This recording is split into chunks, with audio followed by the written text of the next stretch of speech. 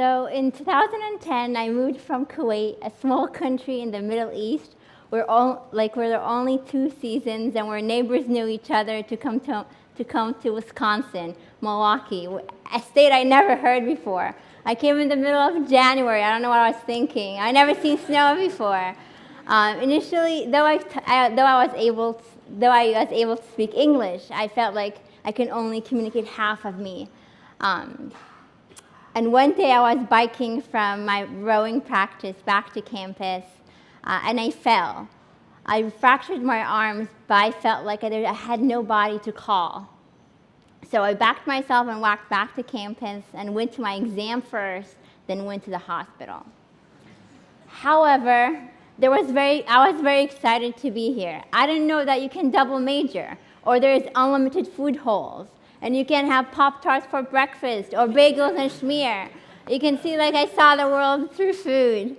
After that, I went to graduate school in Portland, Oregon, and did my master's in speech therapy and Spanish.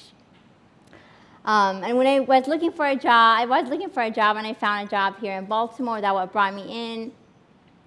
When I came here, I know I wanted to give back to my community. I wanted to walk along newcomers. So I started volunteering with IRC, the International Rescue Commission, in their family mentorship program, where they matched me with a newly arrived family. And that's where I met Zaid. She's a single mother from Eritrea of 3 beautiful children. We'll meet every week for 3 hours to go over homework, how to navigate the buses, how to read the mail. And I always noticed how she gathered all her neighbors over food and coffee, although they couldn't speak the same language. One of them is Eritrean, one of them is Somalis, and one of them is Iraqi. So somehow they communicated through food. And the plate that she served reflected their relationship. She will have Egyptian fava beans next to Ethiopian lentils and Egyptian and Syrian samosas. It's like what you saw here today, what we served. We served Syrian grape leaves with Sudanese eggplant next to each other. And through Zaid, I learned that relationships are beyond language. And then I met her neighbor, Iman.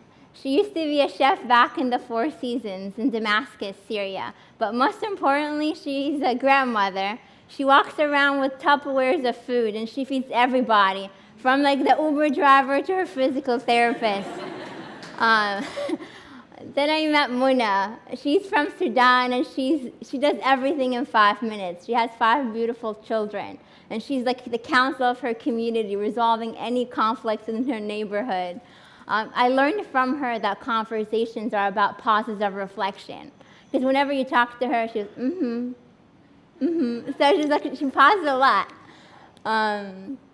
With these women and many others, we have started Mira. Mira is a worker-owned cooperative. That means everybody has a voice and a share of the business. And we do cooking classes, farmers market, and catering. Mira is founded by immigrants and refugees like Iman and Muna and Zaid. This idea all came from when we met one day in Highland Town Library. We gathered and we knew that we saw a theme that within all of us, that food is such an important part. We wanted to focus on food because it's a piece of home. It's a reflection of where we are and a conversation of where we're going. So the word Mira comes from the Greek word Meraki, that when you do something so passionately that you leave part of you in it. And we wanted to convey that in the food that we serve. So we're like, okay, we have this idea, how we test it. So we decided to test it in our houses. So we hosted 3 different dinners in our houses, 25 people for $25. We did Syrian, Cameroonian, and Ethiopian. And we're like, okay, we convinced family and friends to come to those dinners. How can we push it a little bit bigger? How can we test the idea with strangers? Then we went to Hershey's Pizza, an Italian restaurant, and asked them if they would give us their space for free for a day, and maybe their staff, and maybe they can source the food. And I thought we were asking too much. I was skeptical. They were like, yes. I was like, oh, you really? That's good. So we hosted a dinner, a Syrian dinner, where Chef Iman cooked for 75 people, where strangers shared family style, and where the music of Fairuz were playing in the background. Then other immigrant restaurants start hearing about our mission. Then they start contacting us, and we did other collaborations like Alma Cocina, a Venezuelan restaurant, and Clavel, a Mexican restaurant. Then we're like, okay, how can we test our idea even bigger? Then we applied to the farmers market under the JFX. We really did not think we were going to get it. It's very competitive. Then we said, okay, we'll apply this year. Maybe next year we'll get in. Surprisingly, we got in. And we're like, oh, let's do it again. Yes, we're in. But none of us have a car. We don't have a kitchen, nor the experience to begin with. Then April comes where we're supposed to start the farmers market, and we still don't have a kitchen to cook from, nor the capital. Then we went to the director of the farmers market that day, and we told her, we're ready to break up at this point. Like, we don't have a kitchen. And she's like, no, I read your application late at night, and I believed in your mission. And she's like, don't worry about it. I'll figure it out. I'll help you guys. And after a week, she did her magic somehow, and she found us a kitchen in the Lord Baltimore Hotel where we cooked from. I remember the first day of the farmers market, unloading all the stuff in my basement to the U-Haul truck that we rented, going to the farmers market, trying to open the tent, and it's not opening. I was like, it's not like camping. I have done it once. I should have paid more attention. It took us like 30 minutes. I was like, wow, that's the start. Initially, it was really rough. Our quantities were off. We will forget equipment like serving spoons. Our tents were blown away by the wind. Or I wrote bowel instead of bowl in our menu. A customer corrected me in the morning. I just wondered how many passed by without telling me anything. But I was like, thank you. So my role in all of this is I'm a culture broker, trying to convince our chefs that the amount of oil doesn't equal the amount of love, or that we cannot serve all children for free because they're cute. I'm trying to convince people from here that eggplant cannot go with shawarma. Like, we cannot put it in the shawarma.